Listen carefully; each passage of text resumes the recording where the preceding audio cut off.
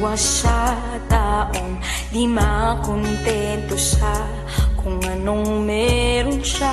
Gusto pa niya humanap ng iba. Bakit naman laging ganon? Bakit tuwing magkakaroon ng iibigin ay biglang maglalaho? Pag lumingon, ilan pa ba sisira sa katulad ko na wasak na? Kailan kaya makakakita ng para sa akin talaga? Kailan kaya?